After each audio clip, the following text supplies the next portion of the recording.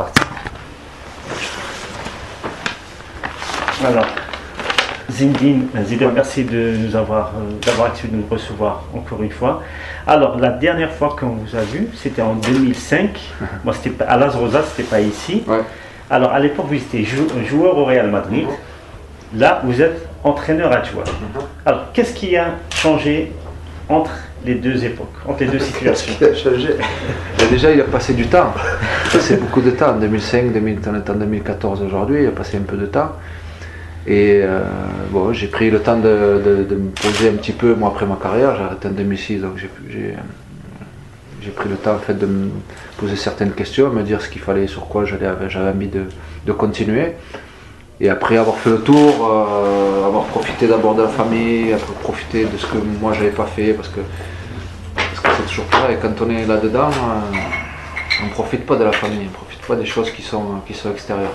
On est concentré sur ce qu'on fait, sur notre métier. Donc j'ai réfléchi pendant un moment, j'ai profité, et puis après je me suis tourné vers là où je me sens le plus utile, c'est-à-dire où je sens que j'ai quelque chose à donner ou à apporter. Le terrain. Parce que bon, je fais beaucoup de choses, mais après c'est des choses qui sont importantes, où vous avez l'impression de faire quelque chose, de construire quelque chose, parce que c'est vers ça ce dont j'ai besoin aujourd'hui. Donc c'est pour ça que j'ai pris tout ce temps. Et là aujourd'hui on est en 2014, on n'est plus à Valdebebas, on n'est plus à La Roche, on est à Valdebebas. Alors quand vous occupez presque le poste de directeur sportif au Real Madrid, est-ce que c'est là où vous avez ressenti le besoin de revenir sur le terrain? Vous avez dit, moi, mon dada c'est le terrain et c'est pas un poste administratif. Ah ben oui, c'est ce que je vous ai dit, de toute façon j'ai pris le temps. J'ai d'abord commencé, mais j'étais pas directeur de la première équipe. J'ai commencé en étant conseiller un petit peu, faire avec le président Pérez, que je voyais de temps en temps, avec qui je parlais surtout de foot, où je donnais mon avis. Enfin voilà, au départ c'était ça, et puis petit à petit, il est arrivé donc ce poste de directeur. Je l'ai pris parce que j'avais envie de voir un petit peu comment ça se passait justement de l'autre côté. J'étais joueur jusqu'à là et j'avais envie de voir l'autre côté de ce sport. Et c'était les bureaux. Et après, voilà, on s'aperçoit que c'est bien, il y a des choses intéressantes, mais c'est beaucoup de choses, beaucoup de travail, c'est beaucoup de choses qui sont en dehors du sportif quelque part. Et après, moi je me suis dit qu'il fallait que je me tourne vers une seule chose, et le terrain. Et c'est pour ça qu'après j'ai passé mes diplômes d'entraîneur. Parce que j'avais passé mes diplômes de manager parce que justement j'étais directeur à Madrid. Et justement ça c'est toute l'humilité de Zidane. Vous n'avez pas hésité à aller à l'école entre guillemets, aller à Limoges pour faire vos diplômes? Mais c'est pas l'humilité, c'était un besoin de toute façon. J'avais besoin de ça j'avais besoin d'outils pour sentir qu'il faut, pour le poste que j'avais à l'époque. Mais comment les professeurs, les élèves, comment ils vous voyaient? Non, au départ c'est toujours ils se sont posé la question en disant qu'est-ce qu'il fait là, il n'a pas besoin. Forcément ils se posaient la question, mais après ils ont compris que j'avais besoin de ce cheminement pour moi aussi. Parce que joueur c'est quand même deux choses bien différentes. Jouer au ballon et après penser en fait à occuper la fonction soit d'entraîneur, soit de dirigeant, soit de président. C'est deux choses complètement différentes. Là, joueur, vous vous centrez sur vous-même, vous occupez que de vous, de ce que vous faites sur le terrain. Et après, l'autre fonction, c'est que vous vous occupez des autres et pas de vous. Donc 22, 23, 24, 25 joueurs. Et ce qui va avec, et ce qui va autour. Mais c'était, j'avais besoin de ce cheminement pour moi, donc les élèves au départ, enfin, ceux qui étaient venus faire le diplôme de manager comme moi, ils étaient un petit peu surpris de me voir, mais après ça s'est fait naturellement. Au-delà de votre formation théorique, vous avez eu la chance de travailler dans la pratique avec deux grands entraîneurs, José Mourinho et maintenant Carlo Ancelotti. Qu'est-ce que chacun d'eux vous a apporté?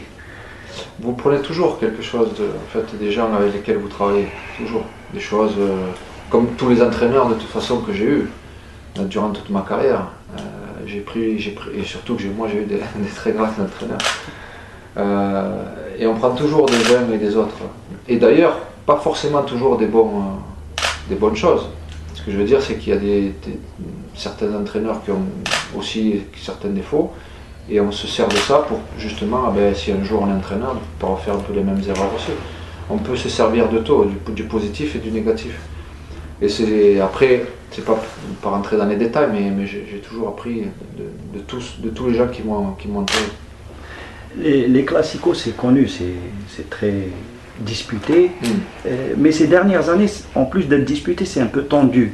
Est-ce que vous auriez aimé participer à ce genre de match avec Messi comme adversaire et Cristiano comme coéquipier?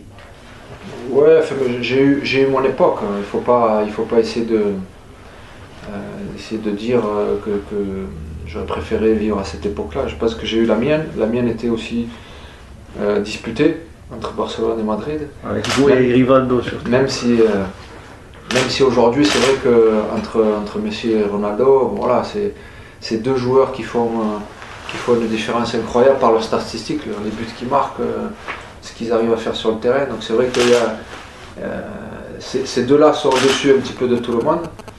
À notre époque à nous, il y avait beaucoup plus de joueurs qui... Il n'y avait pas que deux. Voilà, il n'y avait pas que deux joueurs. Il y avait beaucoup plus de joueurs qui faisaient la différence et qui étaient bons. Mais je ne changerai pas. Je ne vais pas changer d'époque. J'ai vécu dans la mienne et elle était aussi intéressante. Et les duels Real Madrid-Barcelone étaient intéressants aussi. Même, moi, je me souviens d'avoir même joué une demi-finale de Champions League contre Barcelone là-bas, avoir marqué là-bas. Donc, un grand souvenir. Et justement, à l'époque, vous avez comme coéquipier de grands joueurs, c'est l'équipe des Galactiques, ouais. Roberto Carlos, David Beckham, Figo, Ronaldo, Robinho, etc., Raoul. Mais est-ce que vous n'avez pas un petit regret de ne pas jouer aux côtés de Cristiano Ronaldo, que vous côtoyez dans les entraînements, parce que vous participez aux entraînements? C'est pour ça, je me rattrape aujourd'hui. Je me rattrape aujourd'hui. J'ai même la chance de m'entraîner de temps en temps avec lui, comme j'ai fait aujourd'hui. Aujourd'hui, je me suis entraîné un peu avec eux. Et donc je suis au contact. Et, voilà, même si je n'aurai pas l'occasion de jouer avec lui, bon, j'ai l'occasion quand même de m'entraîner encore avec lui et de le voir s'entraîner tous les jours. Justement, Di Maria, ça fait 10 jours, il nous a reçus ici, il nous a dit que vous êtes plus coéquipier qu'entraîneur. Vous êtes très proche d'eux. Est-ce que par le dialogue ou juste parce que vous vous entraînez avec eux? Non. En fait, l'entraînement, c'est de temps en temps, en fait, quand il y a un joueur qui est comme là, par exemple, ce matin, parce que Bell n'a pas pu s'entraîner, sinon je ne m'entraîne pas. Il faut quand même rester à sa place. Moi, je suis là juste de temps en temps, quand il y a la possibilité, parce que il y a des jeunes joueurs qui viennent s'entraîner avec nous, mais quelquefois ils ne peuvent pas le faire, donc voilà, c'est pour ça. Sinon, je suis entraîneur adjoint et je veux rester entraîneur adjoint, je ne suis plus joueur. Mais c'est bien de temps en temps de pouvoir m'entraîner avec eux.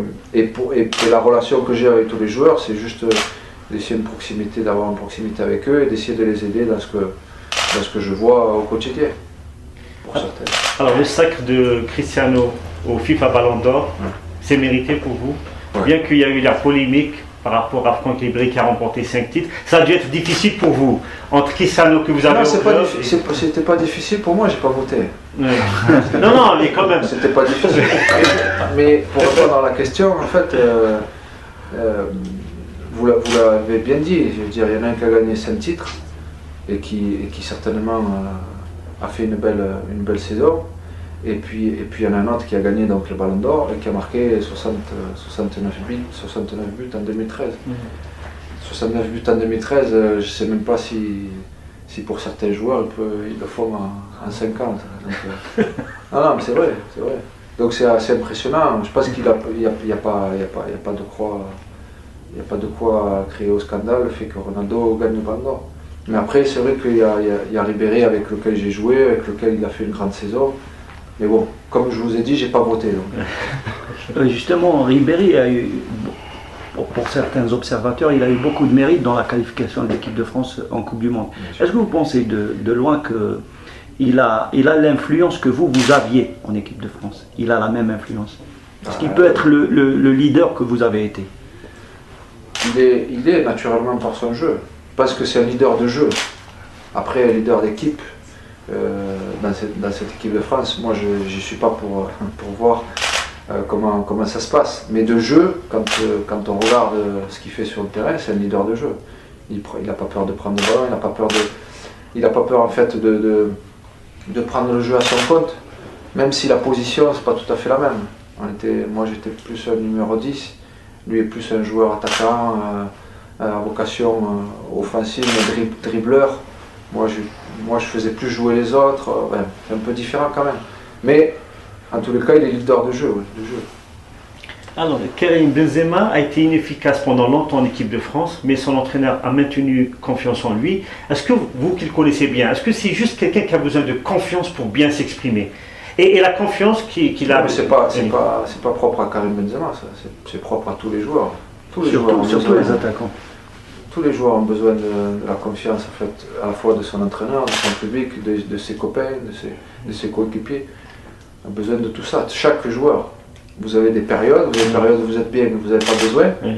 Et quand vous êtes un peu moins bien, vous avez besoin de ça. Mais lui, il a eu vraiment des critiques très méchantes. Oui, mais bon, il sait comment ça se passe. C'est-à-dire qu'il n'a pas, à un moment donné, il n'avait pas marqué l'équipe de France pendant un petit moment.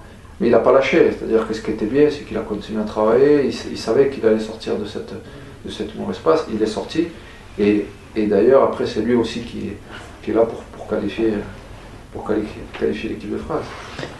Donc il n'y a pas de... c'est des parcours en fait de joueurs qui sont normaux, logiques. Vous avez des phases, moi aussi j'en ai eu. C'est logique. Mais pas beaucoup, vous n'en avez pas eu beaucoup. Non, j'en ai pas eu beaucoup. Enfin, j'ai eu quand même mes moments un peu machin. Donc vous avez besoin des autres un peu de temps en temps. Vous dire que c'est pas grave, continue à travailler, on y va, et ça fait du bien. Et vous avez, bon, au Real Madrid, il jouait, il marquait. Mais vous avez eu ce rôle de l'encourager, de le soutenir par rapport à l'équipe de France? Oui, mais bon, par rapport à l'individu surtout. Oui. Par rapport à Benzema lui-même, Karim. C'est lui que j'avais envie de soutenir, lui dire, parce que au-delà du fait d'être derrière lui et lui dire, bon, il faut travailler, il faut que tu continues, c'est parce que derrière il y a un talent énorme. Parce que ça suffit pas d'avoir que du talent. Alors, il travaille beaucoup, moi c'est le rôle que je fais, mais c'est parce qu'il a du talent que je lui dis qu'il faut qu'il continue à travailler. Parce que le talent ne suffit pas, c'est comme le travail, que le travail ne suffit pas s'il n'avait pas de talent. Et les deux vont ensemble, et lui il a les deux. C'est-à-dire quand il a les deux, c'est-à-dire qu'il a le talent et il se met à travailler, il travaille bien, après il fait des choses extraordinaires. La France ne sera pas seule au Brésil, il y aura aussi l'Algérie. Forcément, c'est bien. Est-ce que vous avez suivi le parcours bien sûr. En éliminatoire? Moi je suis toujours, pas forcément tous les matchs et de près, mais les résultats et ce qui se passe, heureusement, bien sûr. Qu'est-ce que vous en pensez? Deuxième qualification de suite? Moi je suis content en fait, je suis content parce qu'il y a comme vous dites, c'est la deuxième d'affilée. Moi j'avais vécu plus même d'ailleurs la première. J'avais regardé vraiment tous les matchs et tout. Et quand ils étaient arrivés après en Algérie, après la qualification, tout ça, j'avais suivi les images, c'était assez impressionnant. Et donc ce qui est bien, c'est que c'est la continuité, c'est de s'installer dans quelque chose qui va durer, comme on aimait quand on a vu l'équipe d'Algérie en 82, comme on a vu en 86. Donc voilà, c'est ce qu'on a envie de retrouver, de l'avoir l'équipe d'Algérie, la continuité, parce que c'est comme ça que vous construisez des choses. Et pour les joueurs aussi, c'est une compétition comme ça qui vous fait grandir. C'est des compétitions difficiles, des compétitions à enjeu, des compétitions qui vous forment une équipe et des joueurs. Vous n'avez pas dû voir tous les matchs, du fait de vos obligations professionnelles, ouais. Mais sur les quelques matchs que vous avez vus, est-ce qu'il y a un joueur algérien en particulier qui a attiré votre attention?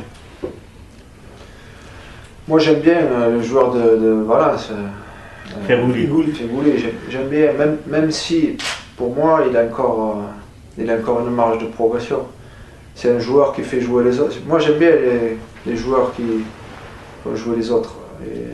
même s'il n'a pas encore un tel niveau mais j'aime beaucoup. Il fait des belles choses ici en Espagne. Je le vois pas mal jouer, il arrive à faire pas mal la différence. Et ça serait bien qu'il arrive à faire la même chose, mais ça va venir en fait, j'y crois moi, j'y crois. Feghouli j'aime bien. Qui y a d'autres? Il y a beaucoup de joueurs. Il y a Bouguera en défense. Il y a beaucoup de très, très bons joueurs.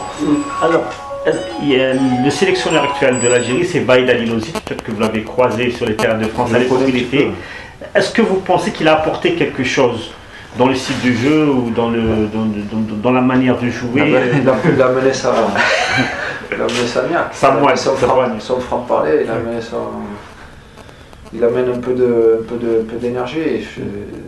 De toute façon, les joueurs, ils ont besoin de ça. Ils ont besoin de se faire bousculer. Quand on est entraîneur, et je pense que lui, il amène un petit peu ça. Un petit peu de folie. Surtout que bon, ses origines avec les nôtres, le tempérament. Surtout la rigueur. Ouais, tempérament, beaucoup de travail, beaucoup d'abnégation. Ouais, alors, vous connaissez bien sûr la composante du groupe de l'Algérie, la Belgique, la Russie, la Corée du Sud. Bon, il y a des gens qui disent que c'est un tirage au sort clément pour l'Algérie, parce qu'il n'y a pas d'équipe qui a remporté une Coupe du Monde. Mais Alilozic, je pense que c'est difficile. Est-ce que vous pensez que c'est juste un langage d'entraîneur pour un peu calmer, un peu pour que les joueurs restent, gardent les pieds sur terre ou bien... Moi, je trouve que c'est un groupe pas facile. Vous rejoignez Alilozic? Ah, pour moi, oui. Moi, je ne dis pas que c'est un groupe facile. La Belgique, vous avez joué la Belgique. Ils ont une très très très bonne équipe, la Belgique. Donc, et la Russie, ils ont toujours été bons dans les compétitions, en fait. En jeu officiel. Donc, même si l'équipe d'Algérie, en fait, elle peut jouer, même l'équipe d'Algérie, c'est ça le biais. Enfin, c'est qu'elle peut jouer contre n'importe qui, elle est capable d'être exceptionnelle. Donc, c'est pas ça qui va faire peur, pas la Belgique ou la Russie qui va faire peur à l'Algérie. Mais c'est pas un groupe qui sera de toute façon facile. Sortir de la poule, ce sera compliqué. Vous connaissez la composante de 2010 et celle-ci de 2014, elle est à peu près très différente. Ouais. Très différente. Est-ce que vous pensez que ce groupe-là est capable d'aller au deuxième tour? Parce que nous, c'est bien d'être là tout le temps, c'est bien la continuité, mais nous, l'Algérien, il attend une qualification au deuxième tour depuis l'indépendance. Est-ce que cette composante, moi aussi, je vous rassure. Moi aussi, je vous rassure. J'attends le deuxième tour de l'Algérie. Et même plus. Mais est-ce que cette équipe est capable de le faire? Et oui, elle est capable de le faire. Bien sûr qu'elle est capable de le faire. Parce que c'est quoi? Le plus important, c'est quoi? C'est d'avoir en fait des joueurs. Ça, c'est pour moi la chose la plus importante. Et d'avoir un entraîneur qui a une certaine direction, en fait. Et je pense que lui, il est en train de mettre justement quelque chose en place.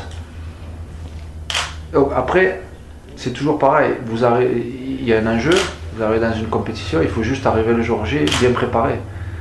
Donc la préparation, elle sera importante pour l'Algérie. Mais sinon, footballistiquement parlant, bien sûr qu'elle est capable. Elle est capable parce qu'elle a déjà montré. Elle a fait des beaux matchs. Elle a fait des mauvais matchs, mais elle a fait aussi des beaux matchs. Quand vous êtes capable de faire des beaux matchs, ça veut dire que vous êtes capable de faire des choses. Vous pouvez faire des belles choses. Si par exemple l'Algérie n'avait pas fait de beaux matchs jamais, ou elle n'avait jamais gagné des matchs vraiment avec du beau jeu, je dirais, bon, je vais vous dire, ça va être compliqué. Mais j'ai déjà vu jouer bien l'Algérie, et elle est capable de faire des beaux matchs. Donc elle est capable de faire une belle Coupe du Monde et de passer au deuxième tour. Vous avez parlé de Feghouli que vous connaissez ici en Liga, il joue à Valence. Ouais. Il y a d'autres joueurs algériens qui jouent en Liga. Il y a Mehdi Lassane à Getafe. Ouais. Il y a Yassine Brahimi et Hassan Yebda à Grenade. Mais il ne joue pas trop. Oui, il ne joue pas trop. Et Brahimi est très bon. On a joué contre lui d'ailleurs. Ici même les observateurs et les journalistes espagnols disent que c'est l'un des meilleurs techniciens de la Liga. Vous partagez cet avis? Au plan technique, ça dribble, les dribbles et tout. Oui, il a beaucoup de. En tous les cas, techniquement, il n'est pas embêté avec le ballon, ça c'est sûr. Après, meilleur de la Liga. Bon. Non, pas le meilleur, parmi les meilleurs. Parmi les meilleurs. Oui, parmi les meilleurs. Pas dit le meilleur, non. Non, parmi les meilleurs, oui. Je suis d'accord avec vous. Mais on a joué contre eux Récemment. Il n'y a pas longtemps. Et c'est ce qu'il a fait au Bernabéu. C'est-à-dire qu'il prend le ballon, il est capable de dribbler, de faire la différence, de faire de belles choses. Mais c'est pour ça que l'équipe d'Algérie, de toute façon, avec ces joueurs-là, comme vous avez dit, le fait qu'ils jouent déjà en Liga, même si c'est des clubs qui sont, c'est pas Barcelone ou Madrid, mais c'est un championnat pas facile la Liga, et ils arrivent justement à bien se comporter, à faire la différence, à marquer des buts, que ce soit pour Feghouli, que ce soit pour Brahimi. Yabda, il a joué un peu, il a un peu moins joué, d'ailleurs il n'était pas titulaire. Il a des blessures récurrentes. Ouais. Mais bon, il y a de quoi faire. Justement, c'est un bon enchaînement avec la prochaine question parce qu'il y a quelques joueurs algériens qui jouent dans de grands clubs. Il y a Taider et Belfodil qui jouent à l'Inter, il y a Riles à Porto. Il joue Belfodil. Non mais justement, il n'a pas de temps de jeu. Ils sont à l'Inter. Il est à l'Inter mais il ne joue pas. Riles il est à Porto mais il ne joue pas. Slimani il est au Sporting mais il joue peu. Donc quand il commence à s'imposer ces dernières semaines. Est-ce que vous êtes partisan de joueurs qui jouent dans des grands clubs, parce que même à l'entraînement c'est rigoureux, ou bien de jouer dans un petit club moyen et jouer tout le temps? Non. Il faut jouer tout le temps. Vous ne pouvez pas progresser. Même si c'est quand vous êtes un jeune joueur, par exemple ici vous avez un ou deux joueurs qui sont jeunes et qui pour eux c'est important de s'entraîner avec des joueurs comme Ronaldo. Ce que je veux dire c'est qu'ils ont le temps de partir dans un autre club. Donc ici, rester ici, s'entraîner un an, même 2 ans et pas trop jouer, c'est pas bien grave pour un jeune joueur. Mais quand vous êtes un joueur confirmé, comme les noms que vous êtes en train de me donner, ceux-là, ils ont besoin de jouer pour être beau.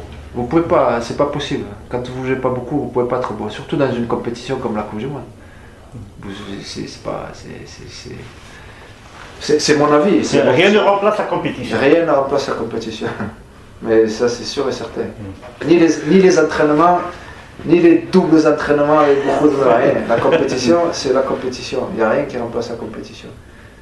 Et moi, je préfère être dans un club moyen et jouer. Mais après, celui qui a l'ambition de partir dans un club comme ça s'est passé pour à l'Inter, Belfodil et Taider, oui. Qui est parti à l'Inter, parce qu'au départ, quand on vous propose de venir et on vous dit qu'on va vous donner du temps de jeu et tout ça, c'est de l'ambition, donc c'est bien au départ. Après, il ne faut pas que ça dure. Ce que je veux dire, c'est que vous ne pouvez pas rester comme ça 2 ans, 3 ans. Il va partir dans un club anglais. Oui, mais c'est pour ça. Il faut qu'il joue. Et il le sait.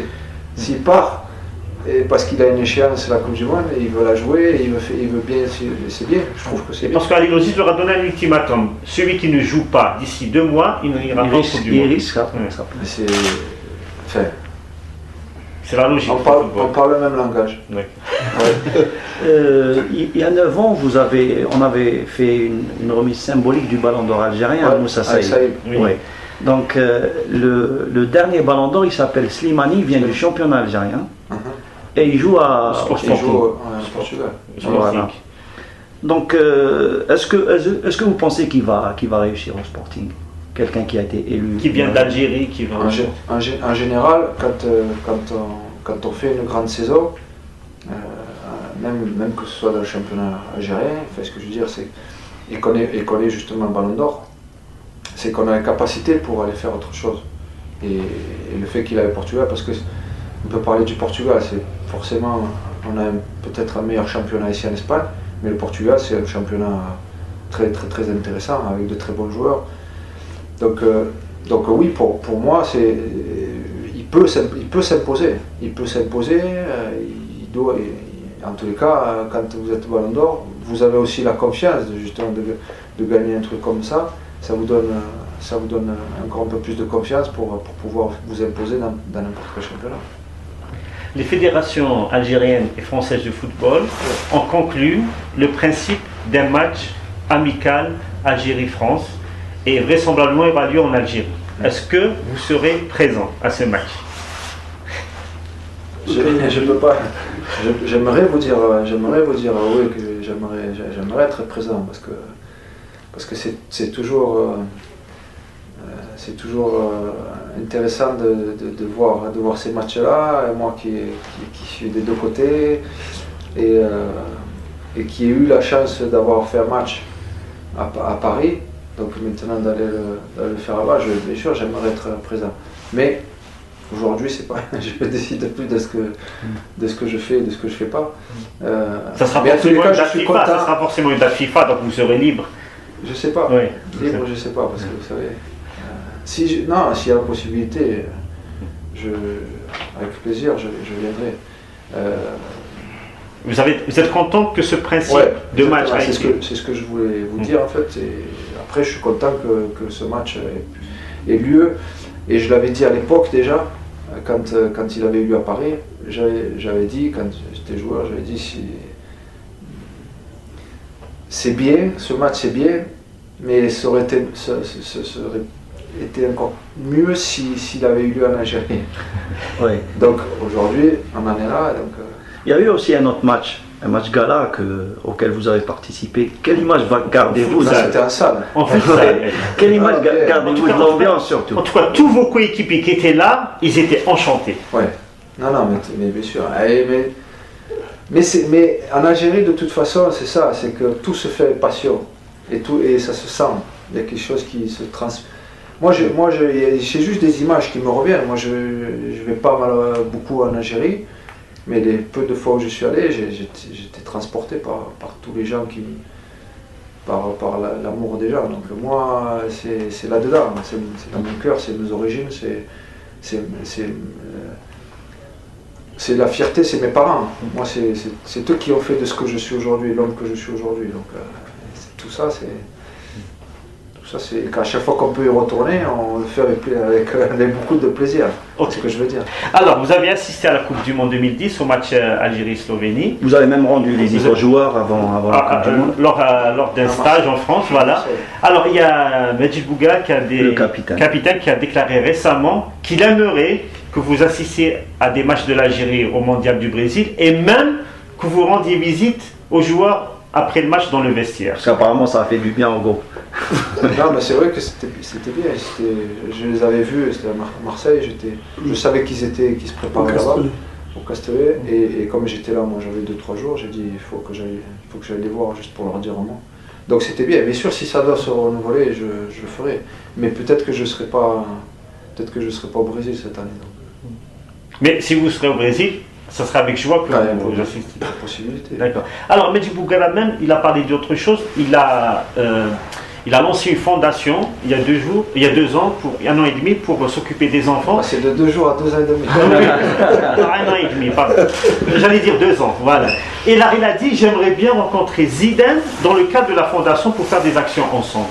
Et on sait que vous êtes très attaché à des actions envers les enfants. Et j'ai fait beaucoup de choses déjà. Beaucoup. En Algérie déjà. Mais il est déjà une fondation. Oui, j'ai déjà une fondation en Algérie qui est active et tout. Mais moi, par contre, je l'encourage à continuer dans ce sens-là et à faire des choses pareil, comme moi je fais ou comme lui fait. Et j'encourage d'autres personnes à le faire et à s'occuper des autres. Parce que c'est quand même bien plus gratifiant dans la vie de s'occuper des autres que de toujours de soi-même. On va essayer de vous donner quelques qualificatifs de joueurs qu'on a réussi à interviewer sur vous, qui parlaient de vous, et vous nous donnez votre commentaire. Xavi du FC Barcelone nous a dit Zidane, c'est vrai que c'est un joueur talentueux, mais il faut voir aussi quand on lui subtilise le ballon, il défend très bien, il devient un vrai guerrier. Pour récupérer le ballon. Ouais.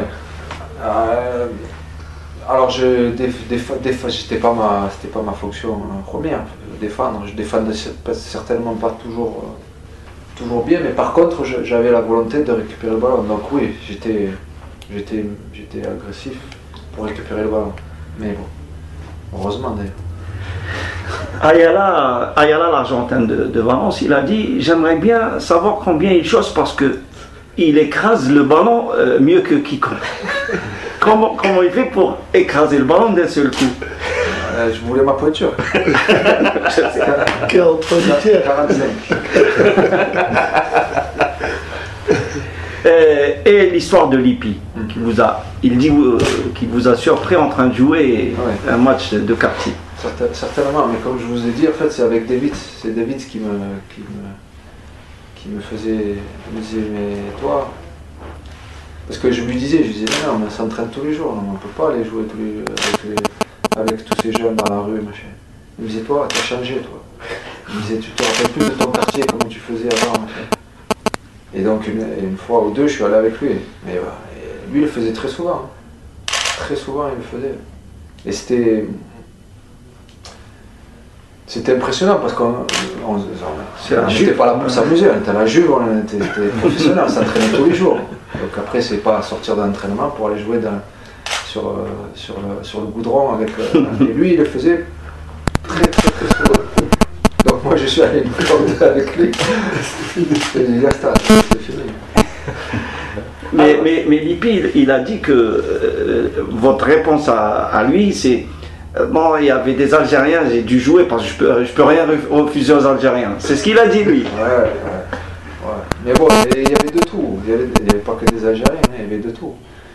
Et lui en fait, le David, c'est justement pour ça qu'il allait jouer. C'est parce qu'il savait qu'il y avait de toutes les nationalités, tous les machins. C'est ça qui lui plaisait, lui. Il allait jouer pour ça. Ouais, parce que si ça avait été juste des copains italiens, machin, il ne serait pas allé.